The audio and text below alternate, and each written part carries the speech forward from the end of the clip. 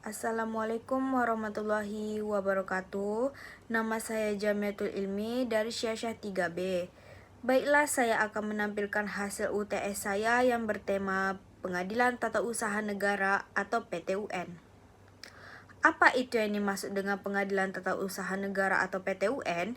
Di dalam sistem ketatanegaraan Republik Indonesia terdapat 3 pilar kekuasaan, yaitu yang pertama kekuasaan legislatif, kekuasaan eksekutif, dan kekuasaan yudikatif. Kekuasaan yudikatif dalam hal ini dilaksanakan oleh lembaga kehakiman yang diatur dalam pasal 24 Undang-Undang Dasar 1945 dan Undang-Undang Nomor 4 Tahun 2004 tentang kekuasaan kehakiman. Dijelaskan bahwa kekuasaan kehakiman dilaksanakan oleh sebuah Mahkamah Agung dan badan-badan peradilan di bawahnya dalam lingkup peradilan umum seperti peradilan agama, militer, dan PTUN. Keberadaan PTUN juga tidak terlepas dari konsep negara Indonesia sebagai negara hukum. Menurut STAL, ciri-ciri negara hukum ada 4, antara lain yang pertama pengakuan terhadap HAM, pemisahan kekuasaan negara, pemerintahan berdasarkan undang-undang dan yang keempat keberadaan peradilan administrasi. Lalu apa dasar hukum pemerintahan tata usaha negara atau PTUN? Pada tahun 1986, Presiden telah mengesahkan Undang-Undang Nomor 5 Tahun 1986 sebagaimana telah diubah dengan Undang-Undang Nomor 9 Tahun 2004. Kemudian diubah lagi dengan Undang-Undang Nomor 51 Tahun 2009. Kemudian, apakah yang dimaksud dengan Peradilan Tata Usaha Negara atau PTUN? Peradilan Tata Usaha Negara atau PTUN adalah lingkungan peradilan di bawah Mahkamah Agung yang melaksanakan kekuasaan kehakiman bagi rakyat pencari keadilan terhadap sengketa tata usaha negara. Lalu muncul pertanyaan, di manakah letak Peradilan Tata Usaha Negara atau PTUN itu? Dan berapakah jumlah peradilan tata usaha negara atau PTUN di Negara Kesatuan Republik Indonesia? Peradilan tata usaha negara atau PTUN dapat dikatakan peradilan yang paling mudah apabila dibandingkan dengan lembaga-lembaga peradilan lainnya. Sehingga tidak heran jika jumlahnya lebih sedikit. Idealnya, PTUN atau pengadilan tingkat pertama adalah peradilan pada tingkat kabupaten atau kota, sedangkan Peradilan Tinggi Tata Usaha Negara atau PTTUN terletak pada tingkat provinsi. Faktanya, sampai dengan sekarang, belum semua kabupaten atau kota di Indonesia memiliki Peradilan Tata Usaha Negara atau PTUN. Demikian halnya belum semua provinsi memiliki Peradilan Tata Usaha Negara atau PTTUN. Di Indonesia ini juga baru sekitar 28 Peradilan Tata Usaha Negara atau PTUN tingkat pertama, sementara untuk Peradilan Tata Usaha Negara atau PTUN baru ada 4, yaitu Peradilan Tata Usaha Negara di Medan, di Jakarta, di Surabaya, dan di Makassar. Lalu yurisdiksi Peradilan Tata Usaha Negara atau PTUN meliputi apa saja? Menurut Undang-Undang Nomor 5 Tahun 1986, yurisdiksi Peradilan Tata Usaha Negara atau PTUN terbatas pada keputusan pejabat tata usaha.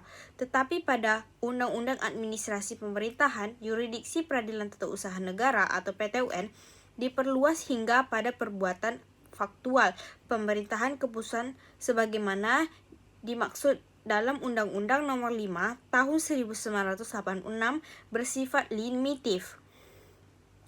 Undang-undang tersebut mewajibkan sebuah keputusan harus bersifat tertulis, konkret, individual, dan final. Apabila salah satu syarat tidak terpenuhi, maka dapat berakibat perkara kasus yang diajukan akan ditolak oleh hakim Peradilan Tata Usaha Negara itu atau PTUN. Undang-Undang Administrasi Pemerintahan memperluas yurisdiksi Peradilan Tata Usaha Negara atau PTUN, yaitu tidak hanya fokus pada keputusan pejabat tata usaha negara atau TUN. Tertulis, konkret, individual, final maknanya apa? Tertulis artinya harus dijelaskan atau harus ada hitam di atas putih atau tidak sebatas pada ucapan atau oral, sedangkan konkret artinya objek dalam keputusan tata usaha negara atau TUN harus jelas berwujud tertentu dan dapat ditentukan Sebagai contoh, si C diberhentikan dari statusnya sebagai PNS. Kemudian, individual artinya tidak ditunjukkan untuk umum, melainkan harus tertentu, baik alamat maupun hal yang dituju. Apabila ditunjukkan pada lebih dari suatu subjek, maka setiap subjek wajib disebutkan nama dan identitasnya. Final artinya, keputusan tersebut harus sudah definitif dan bukan rekomendatif. Lalu, apa yang membedakan peradilan tata usaha negara dengan lembaga peradilan lainnya? Setidaknya ada dua hal yang membedakan, yaitu yang pertama terkait subjek PT UN terbatas pada masyarakat dan versus pejabat tata usaha negara atau PT UN. Terkait objek, sejak awal berdirinya objek PT UN dibatasi pada keputusan TUN.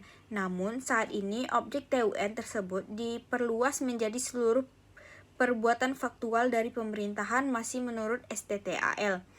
PT UN selain menjadi salah satu syarat daripada sebuah negara hukum, treatment yang diberikan oleh hakim lainnya karena proses masyarakat di PT UN dianggap memiliki akses yang lebih terbatas daripada pejabat pemerintahan.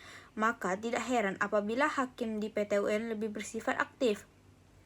Hal ini tertentu sangat jauh berbeda dengan hakim pada peradilan perdata yang bersifat pasif. Pada PT UN terdapat dismisal proses, yaitu hakim akan membantu masyarakat yang meminta bantuan apabila masih ditemukan kekeliruan dan atau kekurangan dalam suatu gugatan yang diajukan, maka hakim wajib membantu dan memberitahukan kemudian meminta masyarakat untuk melengkapi atau memperbaiki gugatan tersebut. Yang contoh kasus dari PT UN ialah, yang pertama, dalam mengajukan sertifikat hak milik si A, namun yang diterbitkan sertifikat atas nama si B, atau dengan kata lain adalah salah orang. Yang kedua, izin mendirikan bangunan, dan masih banyak lainnya. Demikianlah dari saya. Wabillahi taufiq wal hidayah. Wassalamualaikum warahmatullahi wabarakatuh.